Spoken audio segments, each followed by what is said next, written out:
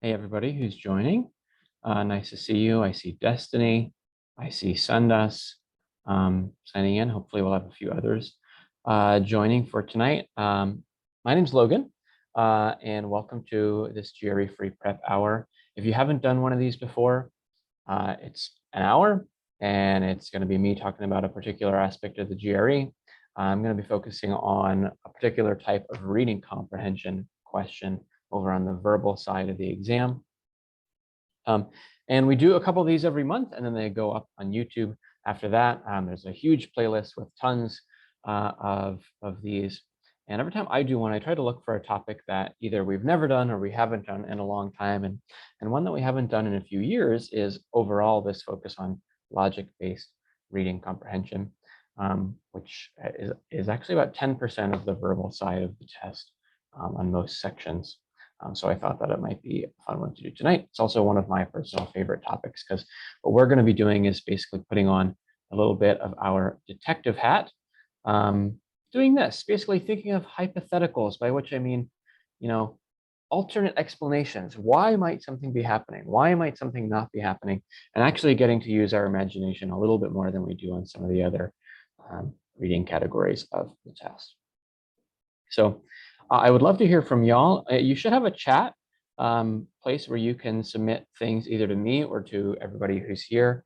And if you can set that to everybody, I'd love to hear and let y'all send to each other, hey, what's your story with the GRE? Where are you in your study process? As well, any questions you have about sort of the study process and where you're at, and I'll try to answer them in the chat at some point. A little bit about me. I've been teaching the GRE here for a few years now. I took it a long time ago when I went to grad school myself, and then I actually came to Manhattan Prep working on a video team, did that for a little while, and then switched over to teaching, which is now my main role here. So we're going to get right into this, talking about strengthen, weaken questions in particular, which is a subset of this larger category of logic-based reading, which itself is a subset of the category of reading comprehension on verbal. So just to set that distinction up, in case any of you have not seen this before, what is logic-based reading? Well, first off, logic-based reading is not an official name from the GRE, but it is something that we call it. We also sometimes call it argument-based passages to distinguish it from this more main type of reading comprehension, which is content-based reading. In content-based reading, which is what you're going to see in about 8 out of every 10 reading comprehension questions, it can differ depending on the section, but about 8 out of 10. It's very academic subjects and writing style. So the subjects tend to be about arts, culture, history, science, things like that. The questions vary in length, the passages vary in length.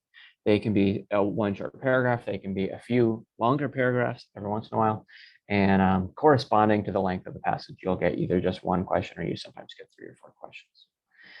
But the key thing we're focusing on today is that most of these, the content-based reading types, you're in them because the questions typically deal with extracting information from the text. The questions will say something like, according to the passage, blah, blah, blah, or the passage suggests blah, blah, blah, or the primary purpose of the author in this passage was blah, blah, blah. They all, or almost all of them, have to do with taking information from the text and kind of extracting it and saying, yeah, this is what they said. And actually, in this main type of reading, you get punished by the GRE for picking things that the passage did not say. They're very strict about making sure that your answers follow what the passage said. And so that is one of the things that is tricky about this alternate type, the logic-based reading, because in this other style of question, they turn that on its head.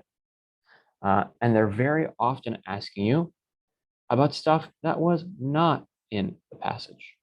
So that's really what we're going to focus on today, is that difference. They're asking you to add information to the passage in not 100%, but a majority of these logic-based types. How do you know you're on them other than that?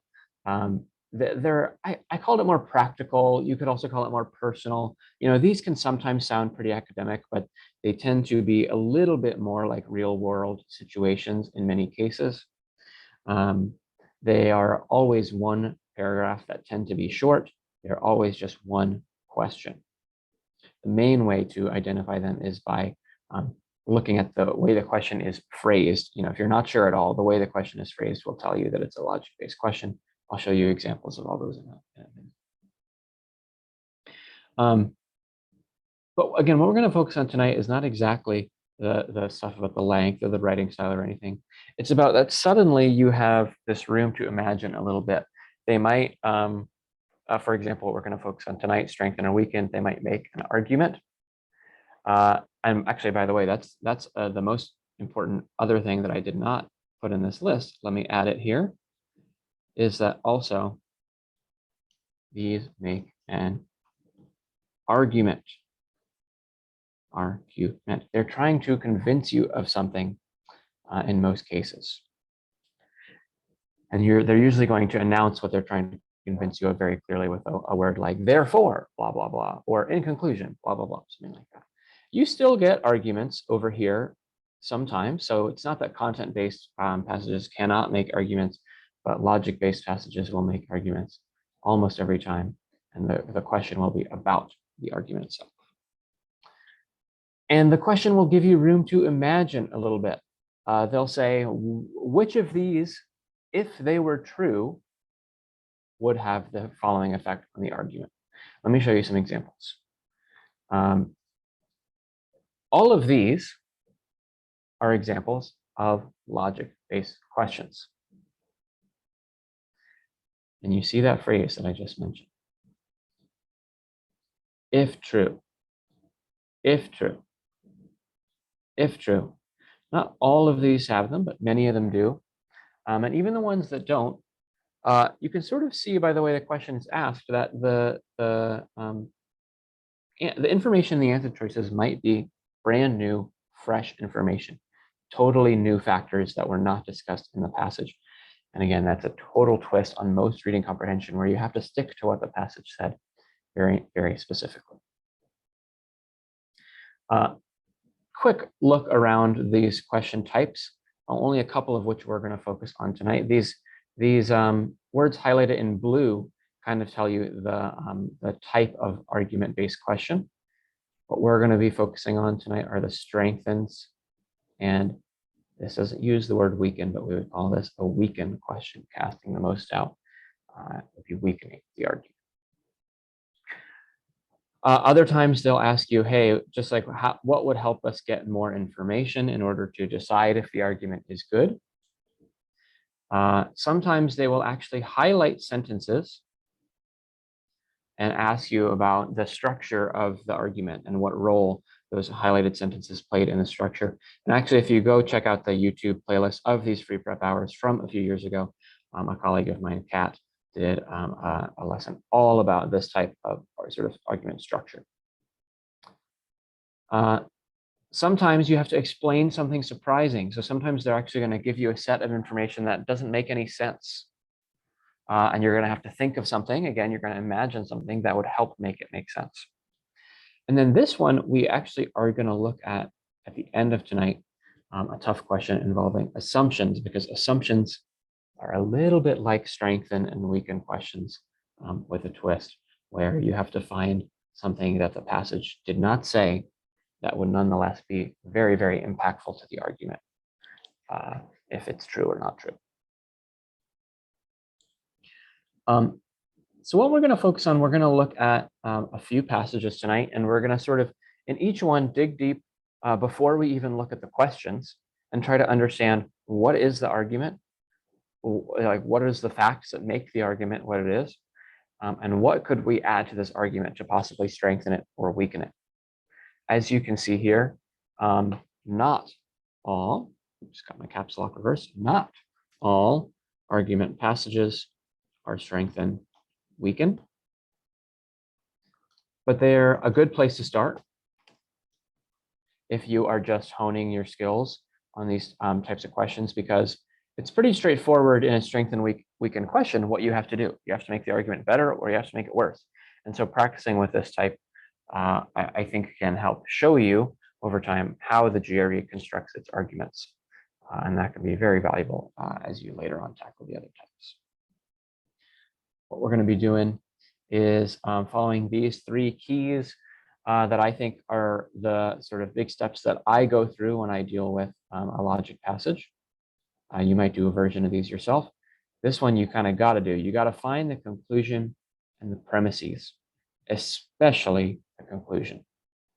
It's going to be very, very difficult to get these questions right if you don't understand what is the conclusion of the logical argument that was made. The premises, we usually use the word premises, and that basically just means the proof, the evidence or the proof. Why did the author come to the conclusion that they did? Second, I kind of gear myself off to be ready for totally information. Okay, I know in these questions, the answers are going to be new facts. I'm not going to be able to go to the passage and point to where they said this because it's going to be a totally new fact. So I try to get myself ready for that, and I even try to imagine what some of those new facts might be.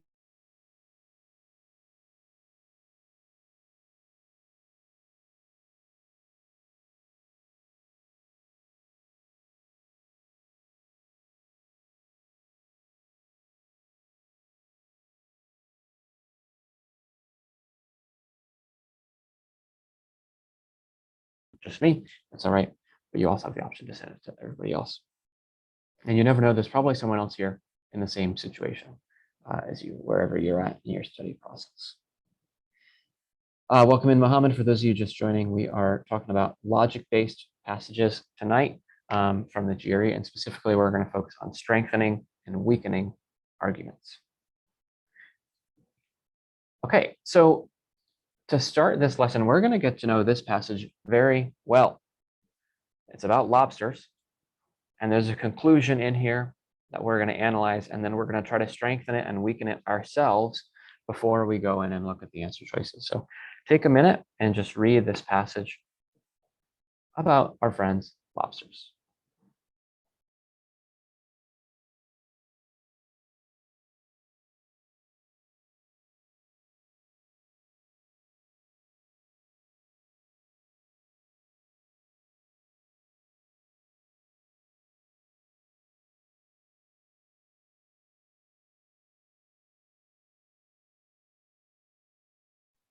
When you finish reading, I'd love for you to send me in the chat. I want to hear, what is the conclusion?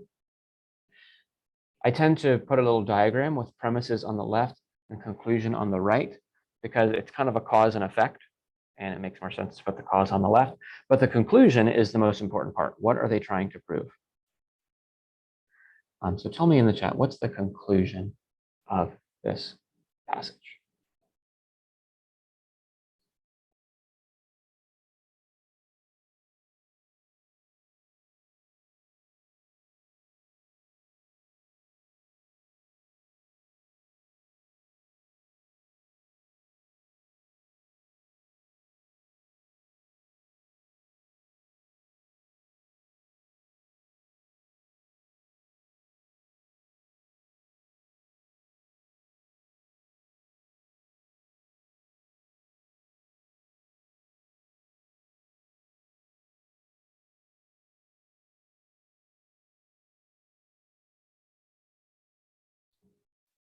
So very often in these passages, the passage is going to give you a signal word that really shines a spotlight on the conclusion. So there it is.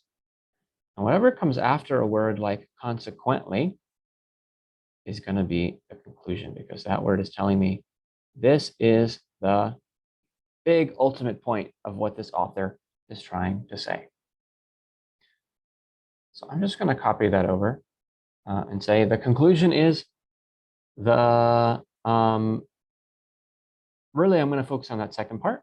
The lobster population is bound to increase. Okay. The lobster population is bound to increase. Knowing that is the #1 key to solving whatever comes next. You can typically find it by focusing in on a word like consequently or in conclusion or something like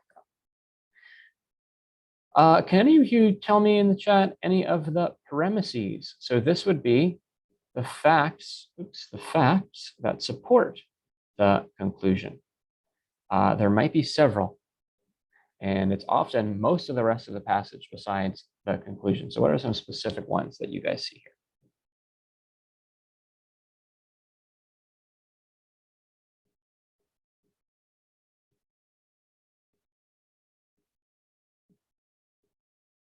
Yeah, thank you, Destiny. And thank you, Mohammed. You two submitted the two ones that I think are really important. One is that the average temperature is increasing. Okay, the average water temperature specifically. Well, why do I care about that? It is because of the other main premise. I guess there's kind of a third one. There's kind of three parts to this. So let me put this as kind of some bullet points here. The average water temperature is increasing. So the lobsters will grow faster. And then what's the big third one? They do connect for us. They tell us why the faster growth might cause the population to increase. Why is that?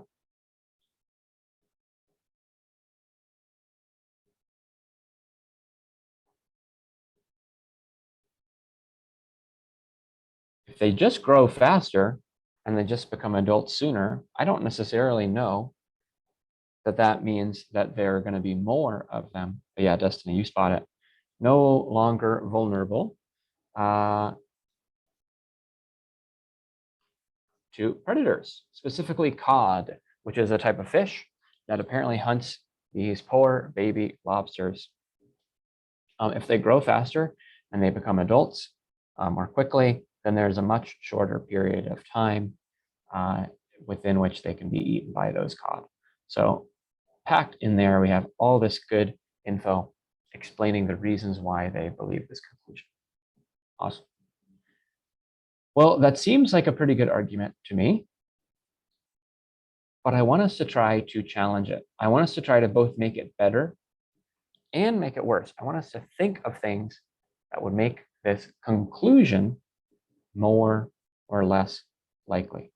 And you might think of strengthening or weakening the argument a little in a few different ways, but the way that I tend to think of it for the GRE, which is pretty literal again in its interpretation of many things, is something that strengthens the arguments, makes the conclusion, whatever they said is going to happen, and makes it even more likely to happen.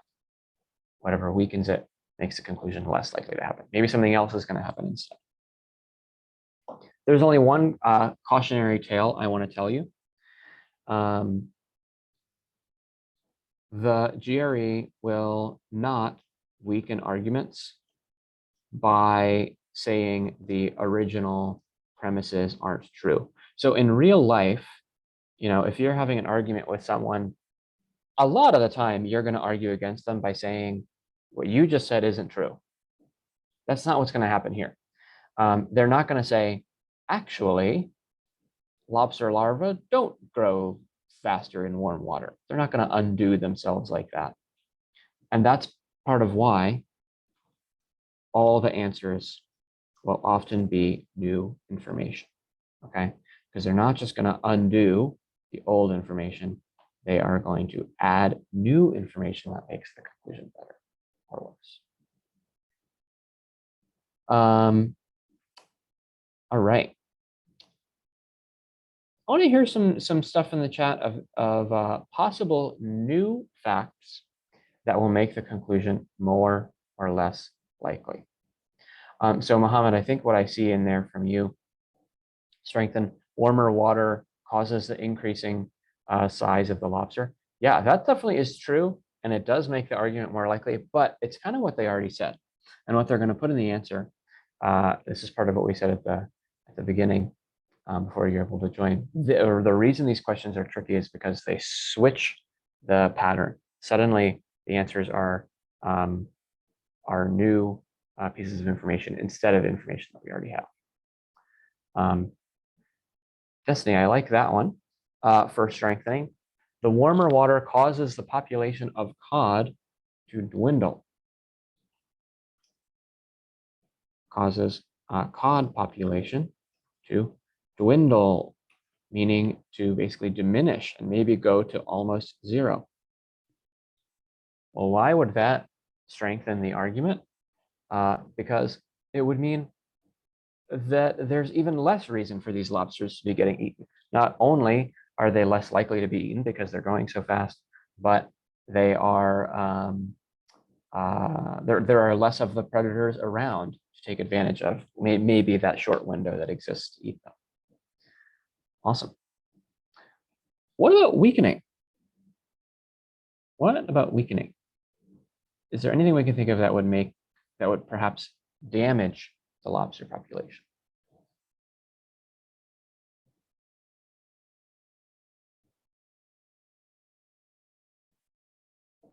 What do y'all think? Anything in the world that might make the lobster population not increase?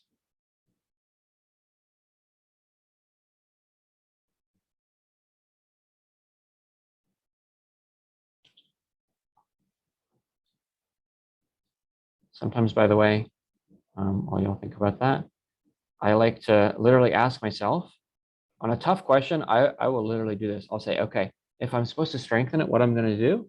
What am I going to do? Strengthen.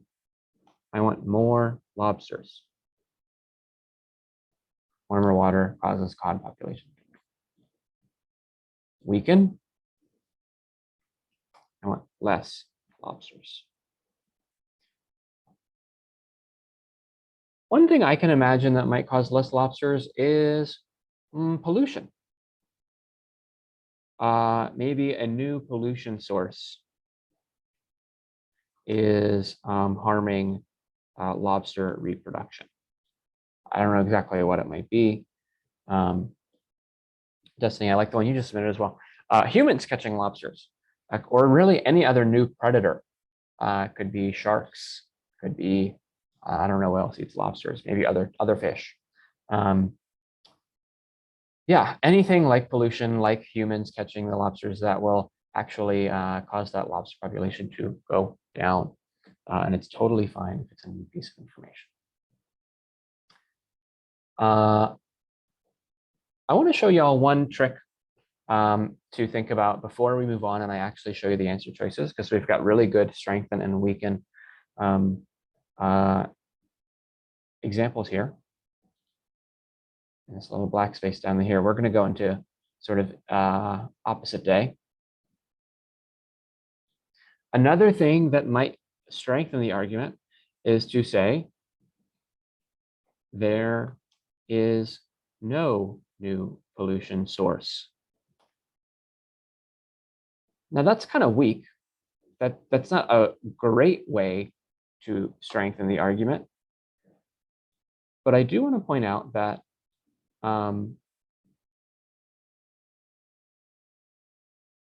sometimes you can strengthen an argument by preventing a new fact that would weaken it, or inverting a new fact, you might say. So, if there's an alternate explanation, or sorry, if there's a possible explanation that would diminish the lobsters, you could strengthen the argument by saying, hey, that idea you're having of what might diminish the lobsters, it's not happening. There is no new pollution. And the same thing is true in reverse. There is no new, or there is no negative effect on cod population. Now, we might want to make these a little stronger, to be honest. We might want this to say cod population going up. And we might want this one to say there is a new anti-pollution law. Those are a little stronger, but it is still true that we can come up with factors that strengthen and weaken basically by inverting other factors that we've already thought of. So if we're thinking of, hey, it would strengthen the argument to have less cod. Oh, it would weaken the argument to have more cod. Oh, it would weaken the argument to have lots of pollution. Oh, it would strengthen the argument to have no pollution or less pollution. So that's a little trick you can use to basically double the amount of ideas you have for what would strengthen or weaken an argument.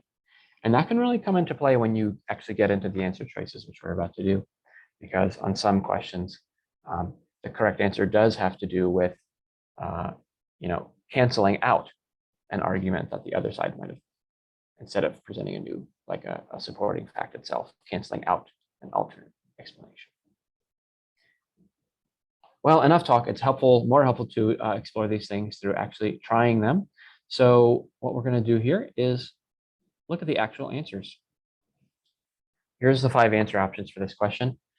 You're going to see several of them are related to the ideas we thought of what might increase or decrease the lobster population. Send me in the chat your prediction of the answer after you get to read this.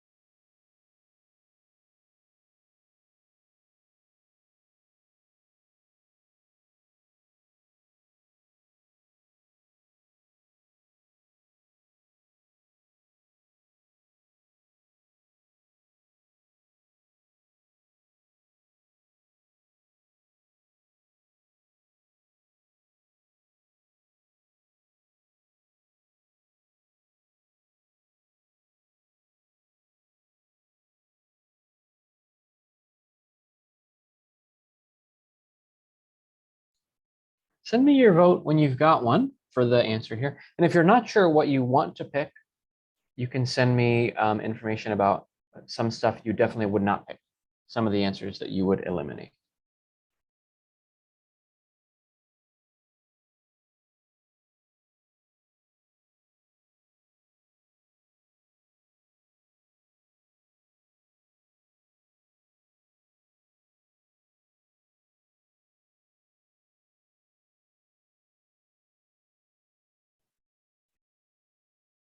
All right, we got to vote in for C.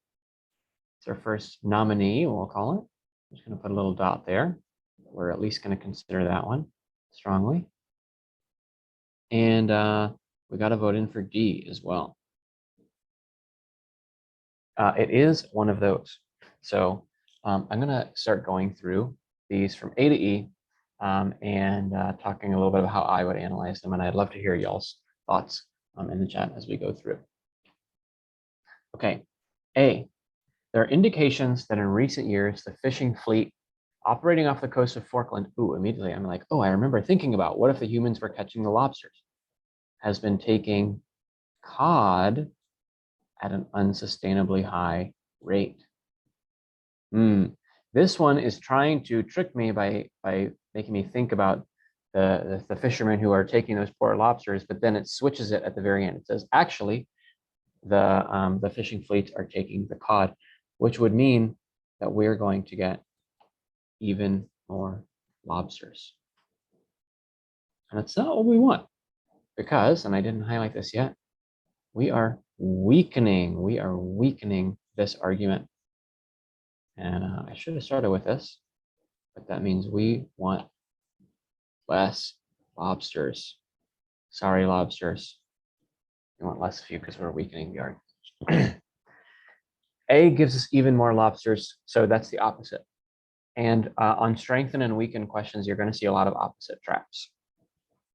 B, the increase in water temperatures off of Falkland has not been as pronounced as increase in soil temperatures. I don't know how that would connect. Soil temperatures doesn't seem super relevant. I know it's okay for us to have new information, but it still needs to have a logical connection to the population of the lobsters, and I don't have any reason to think the soil temperature is relevant. C, because of their speeded up growth, they now get large enough to be legal catch. That's again making me think about the fishers, fishing fleets perhaps, legal catch meaning that humans might be catching them, before they reach productive maturity. So this one I'm more enticed by because it is about the lobsters and it is saying that humans might catch them before they can reproduce, which would decrease the population. So let's hold on to that. And we got D. Even though they grow faster, it has no effect on the maximum size. Maximum size. Well, I can imagine that if there's a maximum, if they can, if they're still growing up to be the same size, that might mean they're not getting big and tough, so they're scaring off the other predators. But it doesn't really change whether they're being caught or not, because if there's no effect on the maximum size, I don't really see why that would change who's catching them. And the main time that they were being caught was before they were their maximum size. So I'm not totally sure about that one. E, cod are a cold water species. Increasing water temperatures cause a northward shift in the cod population. Oh, well, this one is just like A, where it's totally going to give us even more lobsters. So I do think C and D are the best because I think A and E are the exact opposite of what we want. I think B, it's hard to see any connection, but I think C is the winner here. C is our answer because it really clearly would cause us to get our desired effect of less lobsters. If the humans are coming in and they are catching a lot of these lobsters before they can reproduce, that is going to cancel out any argument about the lobster population increasing. D, it's not the opposite of what I want, but it doesn't quite convince me that there's going to be less lobsters either. It seems like it might not affect how many lobsters there would be. So this one follows, I would say, a pretty standard pattern of one or two that are the complete opposite of what we want. One or two that are just a little bit off topic, but one of them being kind of closer, and then one answer that's correct. Let's keep practicing. We're going to go through the future ones a little faster. But yet again, I'm not going to show you beforehand whether this next passage is a strengthen or a weaken. I just want to analyze the argument itself. Take a moment to read it. And then again, send me what you think is the conclusion here. Premises as well, if you can, but conclusion is the most important thing to lock onto.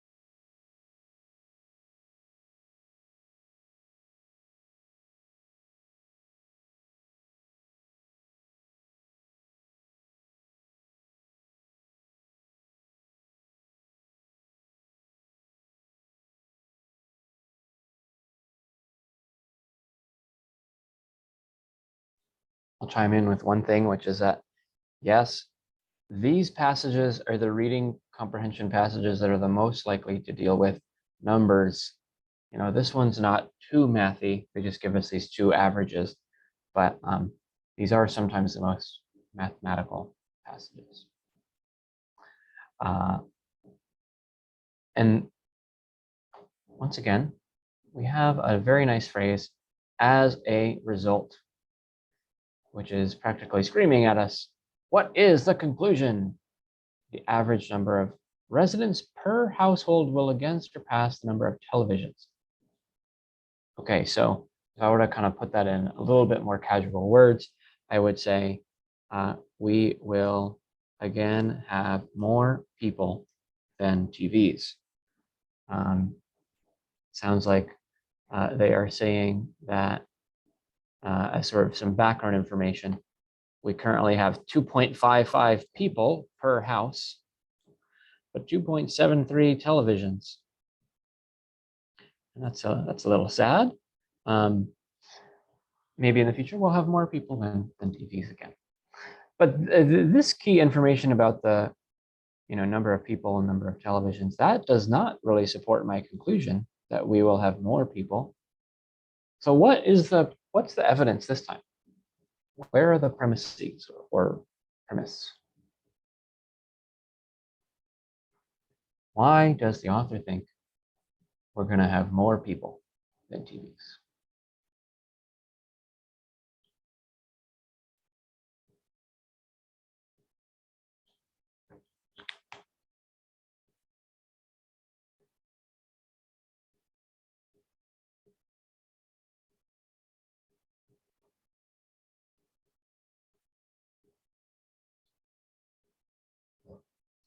This time I'm going to go right here.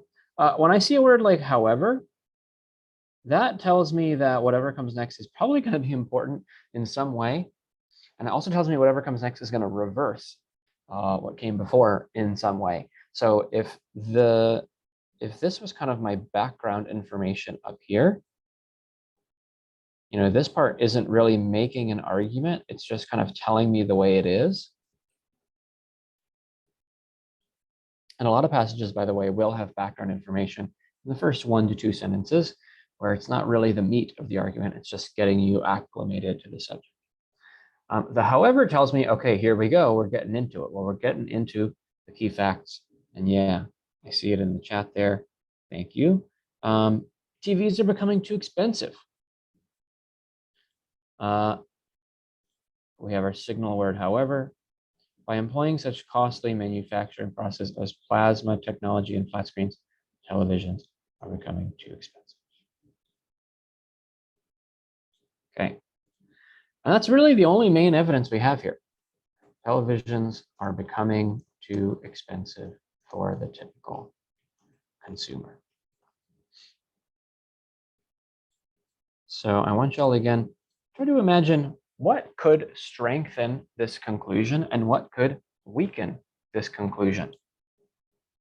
Anything in the strengthen column that would make it more likely to have more people than TVs, and anything in the weaken column that would make it less likely to have more people than TVs. So basically over here, we want more people per TV, or more people / less TVs. And then over here, I would say we want less people or TVs in some way. What are some imagined scenarios that might cause that?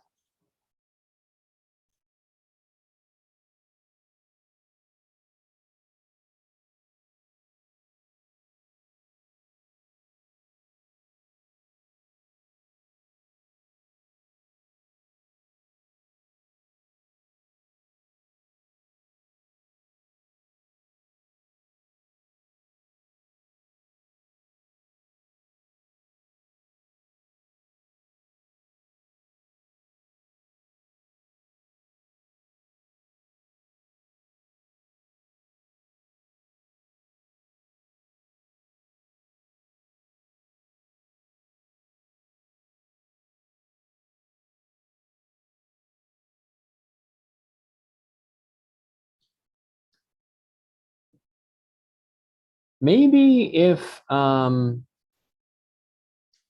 can think of, uh, not exactly, well, I can actually just turn to the news right now and think of a topic in the news a lot right now, which is inflation. Inflation is also causing the price of TVs to go up. That is distinct from the technology of plasma and flat screens. It's another force, but it would have the same desired effect of probably people would buy less TVs. Something that might weaken it, I just imagine like what would cause people to have more TVs, maybe less people going to the movies. Instead, they use their TVs to watch movies. I don't think that's like a super slam dunk argument, but I could see where, if everyone is abandoning the movie theaters and watching, movies on their home TVs, which is something that's happening out in the real world, that could make people buy TVs more because they're doing more movie watching, not just TV watching with those TVs.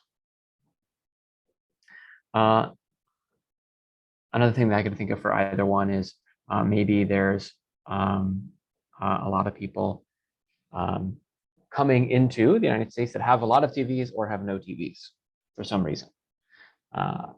That would change the amount of TVs per person. Let's take a look at the actual answers that are offered. And this one is going to be a strengthened question. And by the way, quick side note,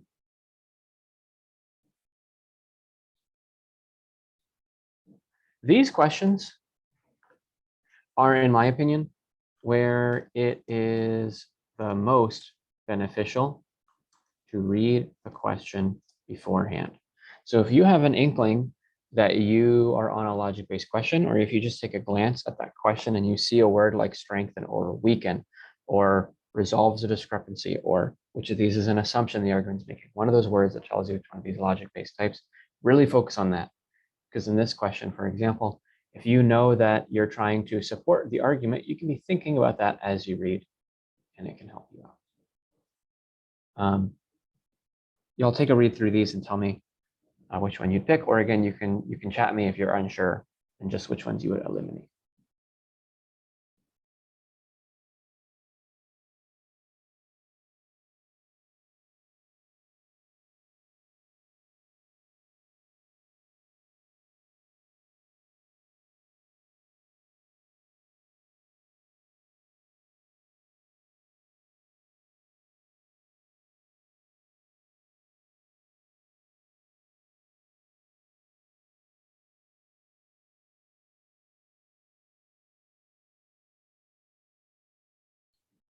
I see a nomination for E this time.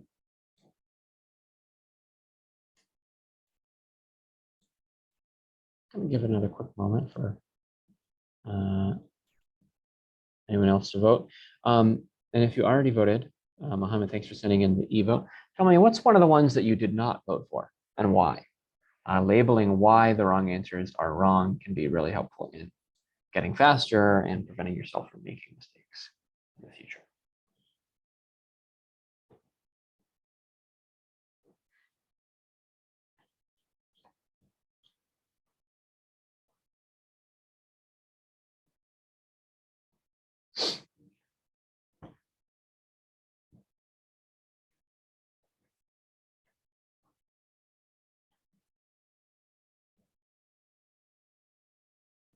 Okay, so we've done our analysis of the premise and the conclusion. We've done our imagining what might strengthen the argument. Generally, things about making TVs even more expensive. What might make the argument worse? Generally, things with involving making the TVs actually more useful, so that people would be buying more. Let's take a look. A through E. A. House parties at which numerous individuals gather to view popular television shows on one television set have increased 300% in the past year. Okay, well, this one I have a little bit of interest in because at this event, numerous individuals gather to view popular television shows on one television set. Certainly in that moment, there's a lot of people per TV, so that might make things better. I'm going to put a squiggle, which is sometimes something I do instead of crossing it out to say, I'm not sure if that's it, but let's come back to this. More than 1 million legal immigrants enter the United States each year. I don't think that by itself is doing much for me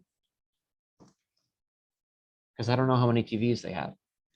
Like I mentioned a moment ago, if I knew that they all had tons of TVs or if they all had no TVs, that might change things, but I have no idea how many TVs these immigrants have.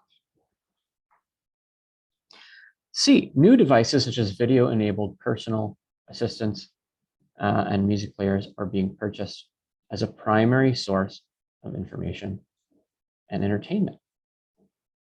That is intriguing to me as well as A, because it means so they don't need TVs. So it's a pretty direct link to possibly needing or having less TVs, which is what I want. B, manufacturing and retail costs normally decline. Well, that would make the TVs easier to buy. So I'm going to get rid of that. Just like how some of the answers before gave us more cod and gave us more lobsters and we wanted less lobsters. This gives me more TVs and I want less TVs. E, as a result of technological advances, new televisions are increasingly enabled with features like internet browsing, usually associated with other devices. I think that would make TVs more attractive. I could see where it might make them more expensive as well, but it doesn't exactly say that.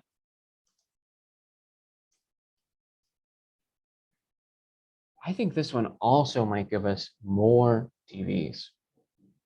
So I think E is there with D and kind of being the opposite, unfortunately, what we're looking for. So we're left with A and C. And now that I've seen C, I don't like A as much because A, I liked it because it had one moment where there was a lot of people per TVs. But you know what I can imagine, this is just a party. Everyone goes back to their own house.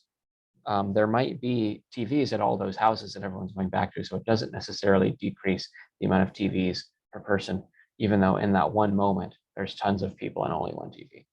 So A is tempting in the moment, but it doesn't do as good a job as C, which very accurately comes up with a reason why. Oh, I didn't exactly type that helpfully, did I? So they don't TVs. That doesn't make much sense. So they don't need TVs.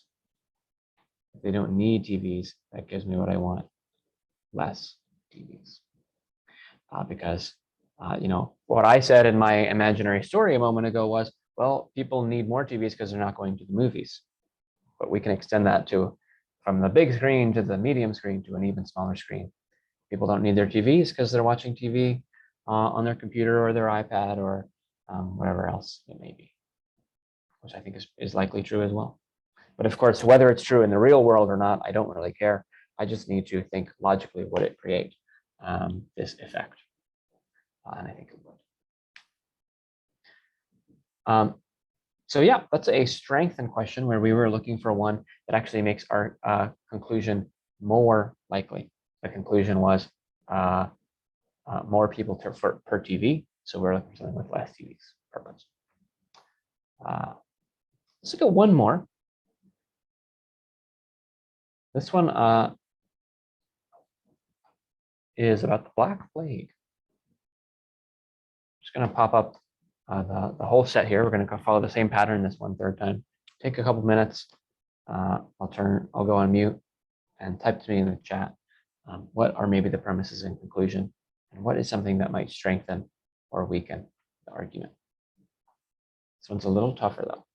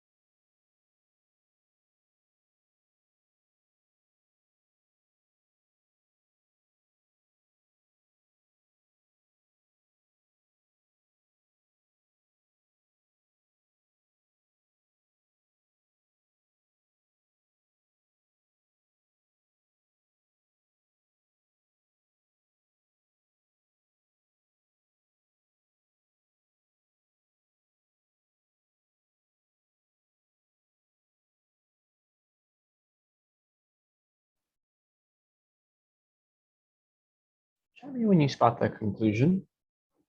One hint is that this time, unlike the other two, the conclusion is not at the end. Yeah, I see a great note in the chat that actually the evidence is at the end. This is the premise. They switched the order. That's part of what makes this a tricky passage. The premise is that in a town where, to put it simply, lots of people survived the plague, lots of people had mutation delta 32.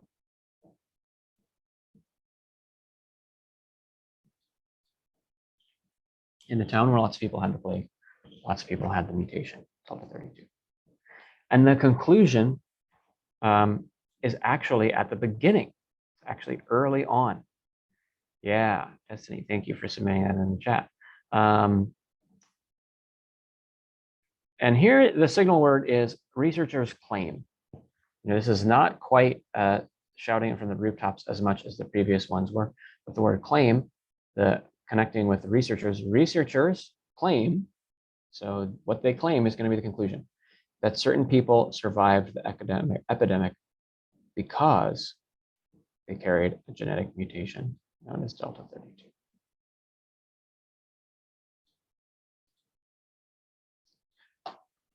So the conclusion is that they survived the plague because of delta 32 and not for some other reason. Again, that kind of makes sense, I guess, if a lot of people in the same location had this mutation and survived the plague. But maybe it's not definitely the reason. So let's think of other things that might strengthen or weaken the argument. Can y'all think of anything in the chat? What makes it even more likely that they survived because of delta 32? And is there anything that would make it less likely that they survived because of delta 32?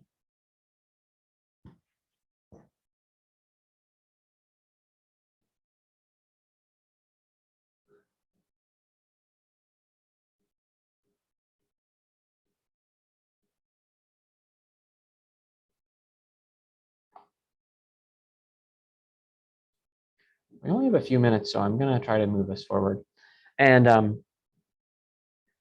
one thing that I think sometimes is on the strengthen side is like a higher amount of evidence matching the evidence that was already provided. So for example, I could imagine the correct answer to a strengthen question here being in many other towns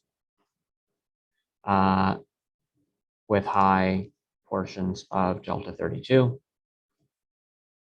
a high number of people survived the plague. That fact, it does not make the, this is important, that it doesn't have to make the argument 100% watertight. Even if in lots of different towns, people with delta 32 survived the plague, it still might be possible that it was for some other reason and it's all a coincidence. But the more and more and more towns where people had delta 32 and they survived the plague, it certainly helps the argument. And on the weakened side, in this case, I think all you got to do is think of another reason they might have survived the plague. A lot of weakened questions, or a lot of weakened questions, the answer might be an alternate explanation for what happened. It's a common type of weakened answer. Maybe in this town, there was better hygiene, a better doctor. Maybe it was very isolated. So nobody with the plague entered the town in the first place. That one maybe is less likely because it says an unusually large amount of people survived the plague, which kind of implies that they have it. So I actually don't like that one as much. But I like those first two a lot. That maybe there's better hygiene, maybe there's better doctor, things that help you recover from the plague once you get it. So let's see what the question is. And I sent a mean twist at y'all this time because this question is not technically a strengthen, weaken question. It's a assumption question. And we're going to talk about what that means in a moment, but I want you to try to answer the question with what we just talked about of the possible strengthening, imagining more and more and more people where, yes, Delta 32 was in these people that survived the plague, or the possible weakenings. Maybe they survived the plague for some other reason. Um, you know, I'm not saying the answer is going to be literally one of those, but see if you can pick your answer.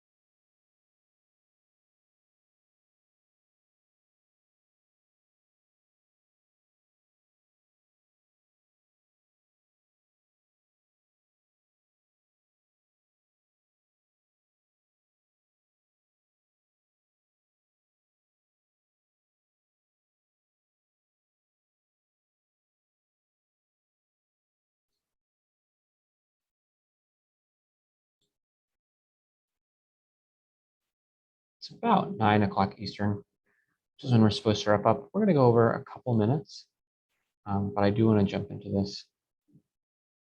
And I want to talk about what an assumption is, because an assumption really is a strengthen or weaken question in disguise. An assumption is something unsaid by the argument. So that's step one, is if they said it, it's not really an assumption, they said it. That supports the argument. So basically the answer should strengthen the argument a bit, but typically severely damages, I'll say weakens the argument if it's not true. So when you say, well, you're assuming blah, blah, blah, blah, what you're implying is that if the thing they're assuming isn't true, it just ruins their whole argument. It just makes their whole argument almost invalid. So I tend to think of assumption questions as basically a twist on a weaken question. You could think of it as a twist on a strengthen question as well if you like, but the real sharp edge of the assumption is on the weaken side, because if this assumption is wrong, it is going to torpedo this whole argument. So let's look through these answers, thinking about our ways that we might have weakened the argument where it's really any alternate explanation. Delta 32 does not prevent a carrier from contracting any disease other than the plague. I think I'm going to cross this one out because I know that it's allowed to bring in new information, but I don't really care if they survived other diseases. Sorry to the citizens of this town. I don't care for the purposes of this argument whether they survived polio because of Delta 32. I just care whether they survived the plague. I care whether or not Delta 32 is the reason they survived the plague. And I can certainly imagine they would help them survive the plague while not helping them survive other things. So that seems fine. The plague is not similar to other diseases caused by bacteria. I don't know. I'm going to put a squiggle on this one. Certainly, I think there could be an answer that has to do with like plague. Does Delta 32 really help with the plague, or does it just help with other similar things, I guess? But I'm not confident in it. C, Delta 32 did not exist in its current form until the 16th century. I don't really care whether it's been around for a long time. I'm going to cross out C, because whether there was Delta 32 in like the 1200s or 1300s doesn't really change whether it helped them survive in the 16th century or the 1500s. D, no one who tested positive for Delta 32 has ever contracted a disease caused by bacteria. Now, this one's tricky. I saw a vote for this one in the chat, and I certainly think this is tempting. I think it's fair that this would strengthen the argument. And I mentioned that, the answer should be something that does probably support the argument. But it doesn't really damage the argument if false. So let's like imagine if I said, well, actually, some people with Delta 32 did contract another disease caused by bacteria.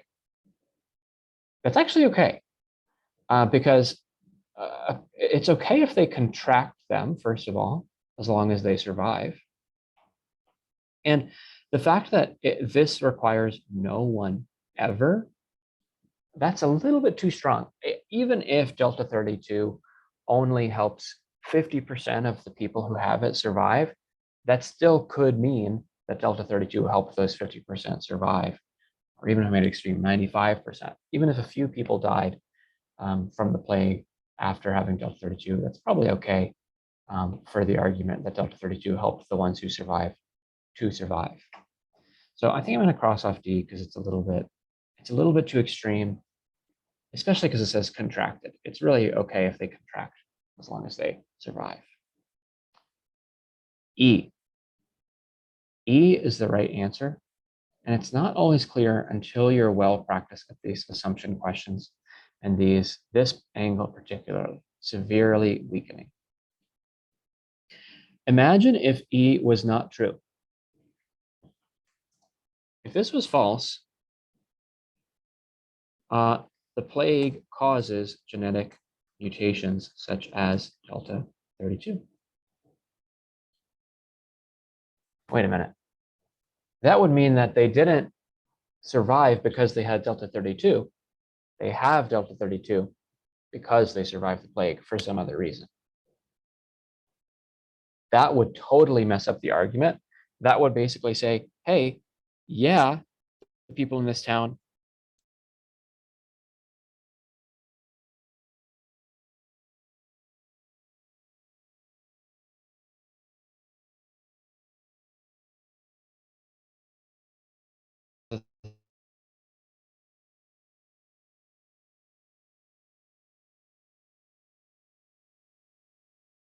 and that's why it's the correct answer to a question that's phrased as an assumption.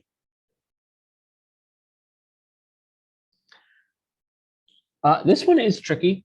If I hopped back to B, and I said, after I've seen E, I can kind of more confidently say, yeah, E really messes up the argument if it's the opposite. But B, if the plague is similar to other diseases caused by bacteria, yeah, that doesn't seem to severely weaken the argument at all. That seems fine that the plague is similar to other diseases.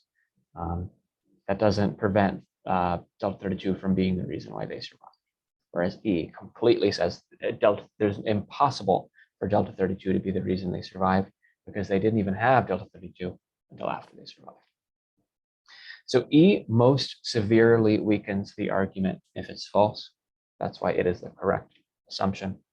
And that's an example of why assumption questions really are, in my opinion, a weakening question with a disguised twist. All right, y'all, it's a few minutes past 9 Eastern. And that means we're done with this free prep hour. I want to say thanks to those of you all who were here. Thanks for being active participants in the chat. And thanks for any of those of you who just watched this on YouTube as well and you got to the end.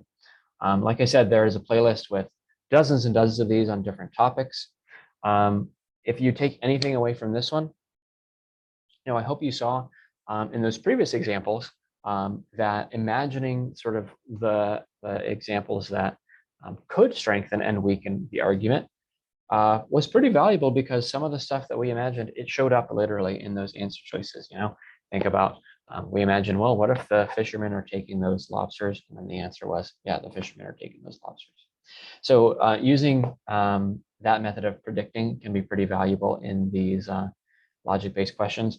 And if you're just starting off, I would really encourage you to do that, because what it does is it's kind of training your brain to think like the GRE. If you're imagining, oh, what might strengthen, what might weaken it, what might severely weaken it, and therefore be related to an assumption question. All those things will help you get used to this unique type of question where, unlike most reading comprehension, we have to deal with 5 brand new facts. One of them is going to make sense, and the other one we're not going to have the desired effect. All right, thanks everybody.